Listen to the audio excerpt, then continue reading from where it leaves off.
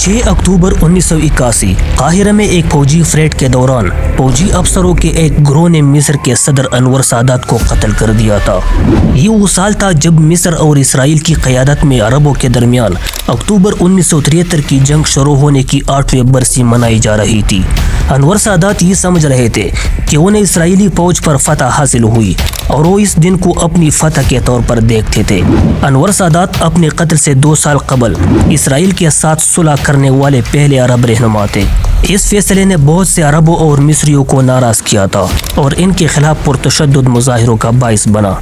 محمد انور سادات 25 دسمبر 1918 کو مصر میں دریائے نیل کے کنارے منوفیہ گورنریٹ کے ایک گاؤں میت ابو القوم میں پیدا ہوئے۔ انسائکلوپیڈیا بریٹانیکا کے مطابق انور سادات نے 1938 میں قاہرہ کے ملٹری کالج سے گریجویشن کی اور دوسری عالمی جنگ کے دوران انہوں نے جرمنوں کی مدد سے انگریزوں کو مصر سے نکالنے کا منصوبہ بنایا۔ انگریزوں نے انہیں سن 1942 میں گرفتار کر کے جیل میں ڈال دیا تھا، لیکن وہ 2 سال بعد فرار ہو گئے۔ سن 1946 میں انور سادات کو برطانیہ کے حامی وزیر امین عثمان کے قتل میں ملوث ہونے کے الزام کے بعد گرفتار کیا گیا تھا۔ انہیں سن 1948 میں بریت کے بعد رہائی ملی۔ سن 1950 میں انہوں نے قومی آزادی کی تحریک میں شمولیت اختیار کی۔ انور سادات فری آفیسرز آرگنائزیشن، جس نے 1952 میں مصری بادشاہت کا تختہ الٹ دیا تھا، کے رہنماؤں میں سے ایک تھے۔ انہوں نے سن 1956 میں صدارت کے لیے جمال عبد الناصر کے انتخاب کی بھی حمایت کی۔ انور سادات 1964 سے 1966 کے درمیان نائب صدر رہے اور 1969 سے 1970 کے درمیان مختلف اعلیٰ عہدوں پر فائز رہے۔ اس کے بعد وہ 28 ستمبر 1970 کو جمال عبد الناصر کی موت کے بعد قائم مقام صدر بنے اور 15 اکتوبر 1970 کو عوامی ریفرنڈم میں صدر منتخب ہوئے۔ انہیں جمال عبد الناصر کے بعد طاقت کے نام نہاد مراکز کی صورت بڑے چیلنجوں کا سامنا کرنا پڑا، تاہم وہ ان کا تختہ الٹنے میں کامیاب ہو گئے۔ طاقت کے اس ستون کو مصر میں اصلاحی انقلاب کے نام سے جانا جاتا تھا۔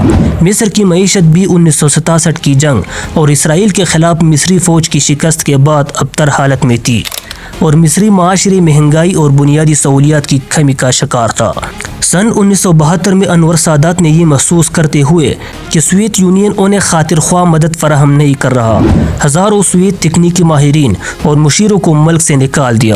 انسائکلوپیڈیا بریٹانیکا کا کہنا ہے کہ اسرائیل کے لیے مصری امن کے اقدامات سادات کے دور صدارت کے اوائل میں شروع ہوئے تھے، جب انہوں نے اسرائیل کے جزیرہ نما سینائی، جس پر اسرائیل نے 1967 کی جنگ میں قبضہ کر لیا تھا، کی صورت میں امن معاہدے تک پہنچنے کے لیے اپنی رضامندی کا اعلان کیا تھا۔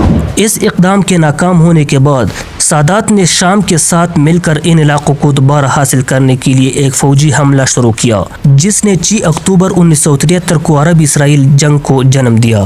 مصری فوج نے 6 اکتوبر کو نہر سویز کے مشرقی کنارے کے ساتھ بظاہر ناقابل تسخیر اسرائیلی قلعہ بندیوں پر اپنے حملے میں حکمت عملی سے سرپرائز حاصل کیا۔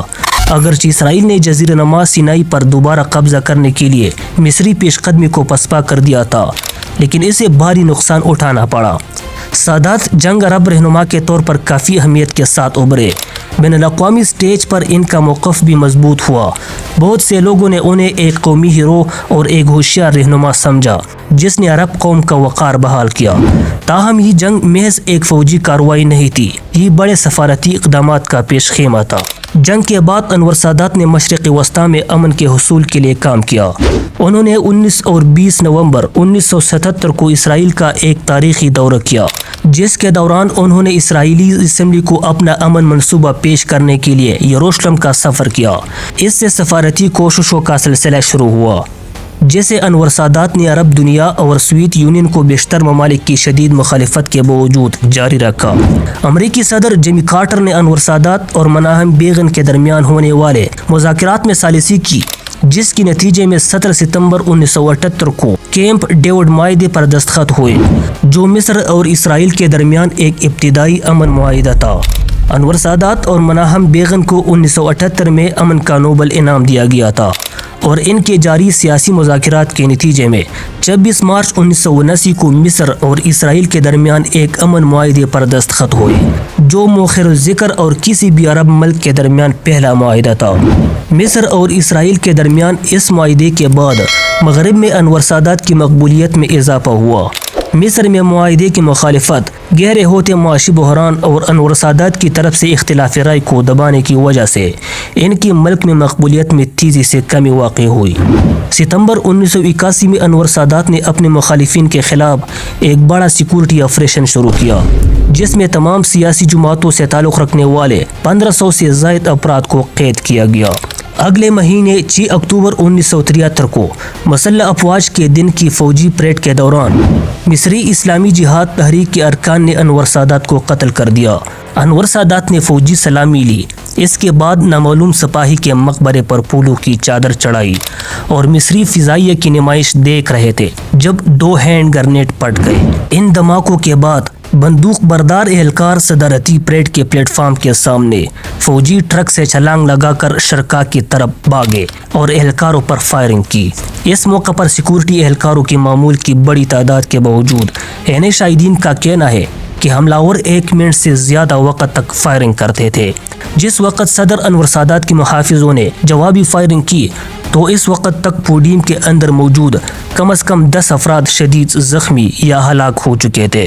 اس کے بعد سیکورٹی فورسز نے حملہ آوروں میں سے 2 کو گولی مار کر ہلاک کر دیا اور باقیوں پر قابو پایا، جبکہ فوجی اہلکاروں اور عام تماشائیوں کا ہجوم جان بچانے کے لیے وہاں سے بھاگا۔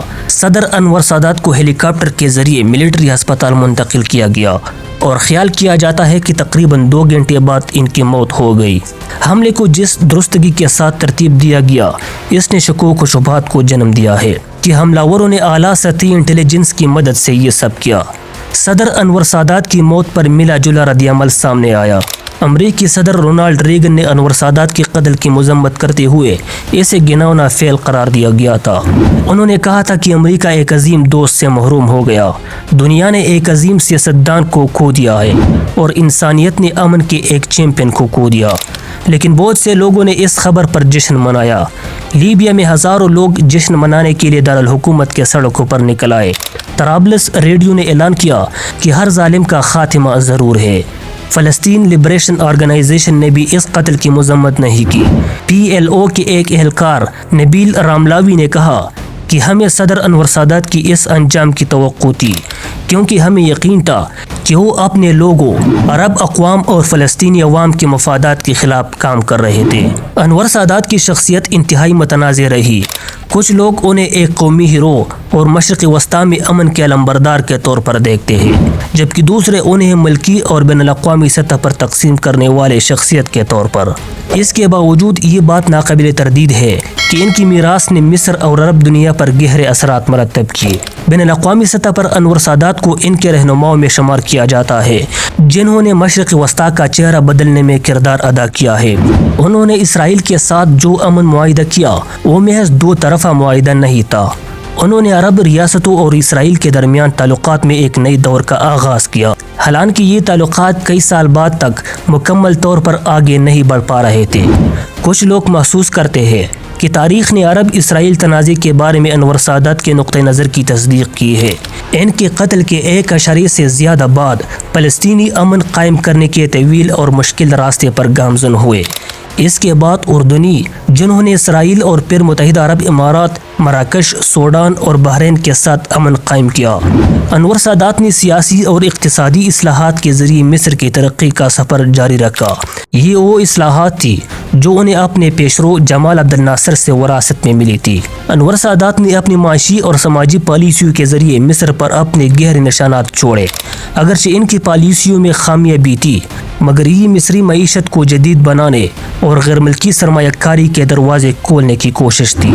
انور سادات کے سب سے اہم مقامی سطح پر اٹھائے گئے اقدامات میں سے ایک سرمایہ کاری کی راہ ہموار کرنا تھا۔ ان کی اس پالیسی کو انفتاح کہا جاتا ہے۔ یہ بنیادی اقتصادی تبدیلی کا ایک پروگرام تھا جس کے ذریعے معیشت میں تنوع پیدا کرنے کے ساتھ ساتھ تجارت اور غیر ملکی سرمایہ کاری کو راغب کرنے کی کوشش شامل تھی۔ معیشت کو آزاد کرنے کے لیے انور سادات کی کوششوں کے مصر پر کچھ منفی اثرات بھی مرتب ہوئے، جن میں بلند افراط زر، دولت کی غیر مساوی تقسیم اور بڑھتی ہوئی عدم مساوات، جس کی وجہ سے ملک میں عدم اطمینان پیدا ہوا۔ یہ وہ حالات تھے جس کے بعد جنوری 1977 میں مصر میں فسادات شروع ہوئے۔ انور سادات نے مصریوں سے وعدہ کیا تھا کہ اسرائیل کے ساتھ امن غیر ملکی سرمایہ کاری کو راغب کرے گا اور خوشحالی لائے گا، لیکن ایسا نہیں ہوا۔ ملک کی معاشی مشکلات میں اضافہ ہوتا چلا گیا اور غریب اور امیر کے درمیان خلیج بڑھتی گئی۔ کچھ نے انور سادات پر مصر میں بنیاد پرست اسلام کے عروج کی پشت پناہی کا الزام عائد کیا۔ اپنے مخالفین کو کچلنے کے لیے، جن میں سے زیادہ تر سیکولر اور بائی بازو کی قوتیں تھیں، انہوں نے اسلام پسندوں کی حمایت حاصل کی۔ انور سادات نے اسلامی قانون کو قانون سازی کے بنیادی ذریعہ بنانے کے لیے آئین میں ترمیم بھی کی۔ سرد جنگ کے دوران دیگر علاقائی اور بین الاقوامی طاقتوں کی طرح انور سادات نے سیاسی اسلام کا استعمال اپنے مخالفین پر حملہ کرنے کے لیے کیا۔ ایک بار جن بوتل سے باہر گیا تو اسے دوبارہ اندر ڈالنا مشکل ہوتا ہے۔ یہ خیال کیا جاتا تھا کہ سادات کو قتل کرنے والے ان کے بائی بازو کے خلاف جنگ میں ان کے سابق اتحادی تھے اور انہوں نے انہیں اس لیے مارا کہ انہوں نے اپنے دشمن ملک اسرائیل سے صلح کر لی تھی۔ انور سادات کے قتل کے بعد جن بہت سے مشتبہ افراد کو قید کیا گیا، ان میں ایمن الظواہری نام کے ایک نوجوان مصری ڈاکٹر بھی شامل تھے۔ اپنی سزا پوری کرنے کے بعد انہوں نے عالمی جہاد کے صفوں میں شامل ہونے کے لیے مصر چھوڑ دیا۔ سن 2022 میں ان کی موت تک ان کا شمار القاعدہ کے چھوٹی کے رہنماؤں میں ہوتا تھا۔